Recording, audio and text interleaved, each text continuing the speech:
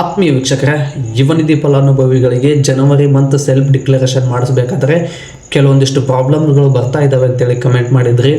Self declaration ಮಾಡಿಸ್ಬೇಕಾದ್ರೆ city name ಫ್ಲಕ್ಚ್ ಆಗ್ತಾ ಇಲ್ಲ, ವಿಲೇಜ್ ನೇಮ್ ಫ್ಲಕ್ಚ್ ಆಗ್ತಾ ಇಲ್ಲ, ಆಧಾರ್ ಡೀಟೇಲ್ಸ್ ಫ್ಲಕ್ಚ್ ಆಗ್ತಾ ಇಲ್ಲ, ಮತ್ತು ಅದರ ಜೊತೆಗೆ ಕೌಶಲ್ಯ ಕರ್ನಾಟಕ ರಿಜಿಸ್ಟರ್ ಮಾಡಿಸ್ಬೇಕಾದ್ರೆ ಲಿಂಕ್ ಓಪನ್ ಆಗ್ತಾ ಇಲ್ಲ, ಮತ್ತು ಕೆಲವೊಬ್ಬರು ನಾನು ಕೆಲವೊಂದಿಷ್ಟು ಅರಿಯರ್ ಬ್ಯಾಕ್ಲಾಗ್ಸ್ ಇದೆ, ಇದಕ್ಕೆಲ್ಲ ಏನು ಮಾಡಬೇಕು, ಈ ಎಲ್ಲ ಕಮೆಂಟ್ಗಳಿಗೆ ಈ ವಿಡಿಯೋದಲ್ಲಿ ಉತ್ತರ ಇದೆ.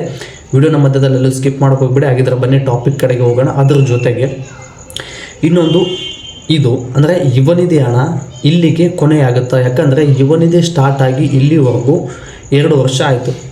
ಜನವರಿ 12, 2024ರಲ್ಲಿ ನಮಗೆ ಯುವನಿಧಿ ಹಣ ಯೋಜನೆ ಶುರುವಾಗಿದೆ. ಇಲ್ಲಿವರೆಗೂ 2 ವರ್ಷ ಆಯಿತು. ಇದು ಕೊನೆಯದಾಗುತ್ತಾ ಇಲ್ಲ ಇನ್ನು ಮುಂದೆ ಬರುತ್ತೋ ಇಲ್ಲವೋ ಅಂತೇಳಿ ಕಮೆಂಟ್ ಮಾಡಿದರೆ ಇದ್ರ ಬಗ್ಗೆ ಸಂಪೂರ್ಣವಾಗಿ ತಿಳಿಸ್ಕೊಡ್ತೀನಿ.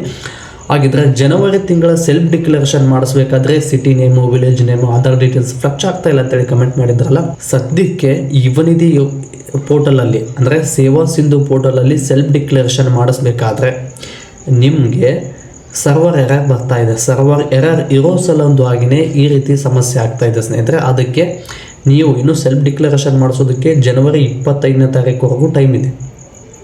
ಇನ್ನೂ ಒಂದು 3 ರಿಂದ 4 ದಿನ ಬಿಟ್ಟು ಸೆಲ್ಫ್ ಡಿಕ್ಲರೇಷನ್ ಮಾಡಿಸಿ, ಇದು ಯಾವುದೇ ತೊಂದರೆ ಬರೋದಿಲ್ಲ.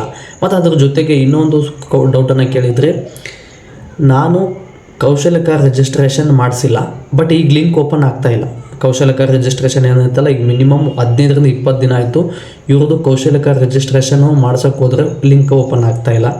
ಇವ್ರು ಏನು ಮಾಡಬೇಕು ಅಂತ ಕೇಳಿದರೆ, ಕೌಶಲ್ಯ ಕರ್ನಾಟಕ ರಿಜಿಸ್ಟರ್ ಆಗ್ತಿಲ್ಲ ಮತ್ತು ಸೆಲ್ಫ್ ಡಿಕ್ಲರೇಷನ್ ಮಾಡಿಸ್ಬೋದಾ?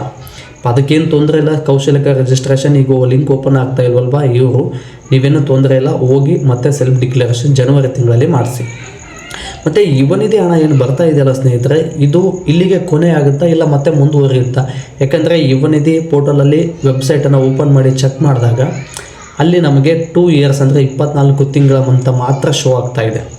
ಬಟ್ ಅದಕ್ಕಾಗಿ ಈಗ ಯಾಕಂದರೆ ಕೆಲವೊಂದಿಷ್ಟು ವಿಧಾನಸಭಾ ಪರಿಷತ್ತಿನಲ್ಲಿ ಅಥವಾ ಅಧಿವೇಶನದಲ್ಲಿ ಕೆಲವೊಂದಿಷ್ಟು ಚರ್ಚೆಗಳು ನಡೀತಾ ಇದೆ. ಯಾಕಂದರೆ ಗೃಹಲಕ್ಷ್ಮಿ 5 ವರ್ಷದವರೆಗೂ ಯಾವ ರೀತಿ ಕೊಡ್ತಾರಲ್ಲ, ಯುವನಿಧಿಯನ್ನು ಕೂಡ 5 ವರ್ಷದವರೆಗೂ ಕೊಡಬೇಕು ಅಂತೇಳಿ ಕೆಲವೊಂದಿಷ್ಟು ಅಧಿವೇಶನದಲ್ಲಿ ಚರ್ಚೆಗಳು ನಡೀತಾ ಇದೆ.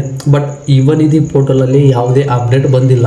ಅಪ್ಡೇಟ್ ಬಂದರೆ ಚೇಂಜ್ ಆಗುತ್ತೆ. ಯಾಕಂದರೆ ಅಲ್ಲಿ ಇನ್ನೂ ಸರ್ಚ್ ಮಾಡಿದಾಗ ಈಗಲೂ ಕೂಡ 24 ತಿಂಗಳಿದೆ ಅಂತಲೇ ತೋರಿಸ್ತಾ ಇದೆ. ಮತ್ತು ಇದರ ಜೊತೆಗೆ ಮತ್ತು ಕೆಲವೊಬ್ಬರಿಗೆ ಯುವನಿಧಿ ಹಣ ಈಗಾಗಲೇ ಕ್ಯಾನ್ಸಲ್ ಆಗಿದೆ ಸ್ನೇಹಿತರೆ. ಯಾಕೆ ಕ್ಯಾನ್ಸಲ್ ಆಗಿದೆ ಅಂದರೆ ಕೆಲವೊಂದಿಷ್ಟು ಕಾರಣಗಳಿದ್ದಾವೆ. ಏನು ಅಂದರೆ ಅವರು GST ಪೇಮೆಂಟ್ ಮಾಡ್ತಾ ಇದ್ದರೆ, IT ರಿಟರ್ನ್ ಏನಾದರೂ ಕಟ್ತಾ ಇದ್ದರೆ, ಇಲ್ಲ ಹೈಯರ್ ಎಜುಕೇಷನ್ ಮಾಡ್ತಾ ಇದ್ದರೆ, ಇಲ್ಲ ಯಾವುದಾದ್ರೂ ಕಂಪನಿಯಲ್ಲಿ ಜಾಯ್ನ್ ಆಗಿ ಕೆಲಸ ಮಾಡ್ತಾಯಿದ್ರೆ ಇಂಥವ್ರಿಗೆ ಈ ಜನವರಿ ತಿಂಗಳು ಲಾಸ್ಟು ಇನ್ನು ಮುಂದೆ ಹಣ ಬರೋದಿಲ್ಲ ಅನ್ನೋ ಕೂಡ ಮಾಹಿತಿ ಕೂಡ ಅಪ್ಡೇಟ್ ಆಗಿದೆ.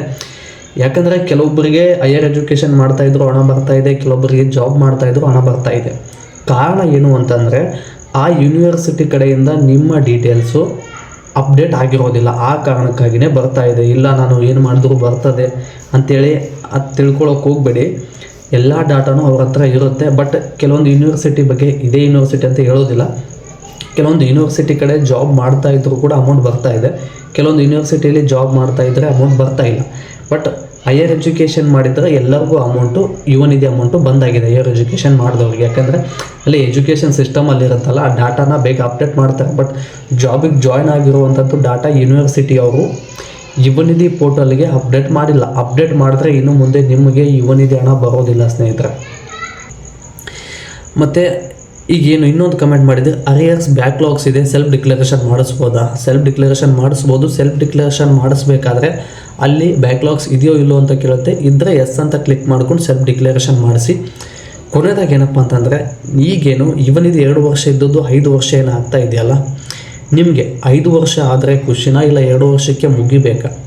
5 ವರ್ಷ ಆದರೆ ಎಷ್ಟು ಅಮೌಂಟ್ ಬರುತ್ತೆ ಅಂತ ಒಂದು ಸಲ ಇಮ್ಯಾಜಿನ್ ಆಗಿ ತಿಳ್ಕೊಂಬಿಡಿ.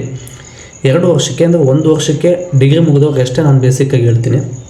1 ವರ್ಷಕ್ಕೆ 36,000 ಬಂದರೆ 5 ವರ್ಷ ಕಂಟಿನ್ಯೂ ಆಗಿ ಏನಾದ್ರು ಕೊಟ್ಟರೆ 1,80,000 ಅಮೌಂಟ್ ಆಗುತ್ತೆ ಸ್ನೇಹಿತರೆ. ಸಾಮಾನ್ಯವಾಗಿ ಇರೋದಲ್ಲ ಅಮೌಂಟು. ಇದನ್ನು ಒಳ್ಳೆಯದಕ್ಕಾಗಿ ಬಳಸ್ಕೊಳ್ಳಿ ಅಂತ ಹೇಳೋದಕ್ಕೆ ಇಷ್ಟಪಡ್ತೀನಿ. ಮತ್ತು ಡಿಗ್ರಿ ಮುಗಿದವ್ರಿಗೂ ಕೂಡ ಇದು 1,80,000 ಆಯಿತು. ಮತ್ತು ಡಿಪ್ಲೊಮಾ ಮುಗಿದವರಿಗೆ ಇದರದ್ದು 50% ಇರುತ್ತೆ. ಮಿನಿಮಮ್ 90,000ವರೆಗೂ ಅಮೌಂಟ್ ಬರುತ್ತೆ. ಇದನ್ನು ಒಳ್ಳೆಯದಕ್ಕೆ ಬಳಸ್ಕೊಳ್ಳಿ. ಮತ್ತು 2 ವರ್ಷಕ್ಕೆ ಕಂಪ್ಲೀಟ್ ಆಗಬೇಕಾ ಇಲ್ಲ 5 ವರ್ಷ ಕಂಟಿನ್ಯೂ ಆಗಬೇಕಾ ಅನ್ನೋದನ್ನು ನೀವು ಕಮೆಂಟ್ ಬಾಕ್ಸಲ್ಲಿ ತಿಳಿಸಿ. ಇದರ ಜೊತೆಗೆ ನಾನು ಹೆಚ್ಚಿನ ವಿಡಿಯೋವನ್ನು ಮಾಡಲು ನಿಮ್ಮ ಪ್ರೋತ್ಸಾಹದ ಅವಶ್ಯಕತೆ ಇದೆ. ಈ ಪ್ರೋತ್ಸಾಹವನ್ನು ವಿಡಿಯೋಗೆ ಲೈಕ್, ಶೇರ್, ಕಮೆಂಟ್, ಸಬ್ಸ್ಕ್ರೈಬ್ ಮಾಡೋದ್ರ ಮೂಲಕ ಸಪೋರ್ಟ್ ಮಾಡಿ ಅಂತ ಹೇಳ್ತಾ ಮತ್ತೆ ಮುಂದಿನ ವಿಡಿಯೋದಲ್ಲಿ ಸಿಗೋಣ. ಧನ್ಯವಾದಗಳು ಸ್ನೇಹಿತರೆ.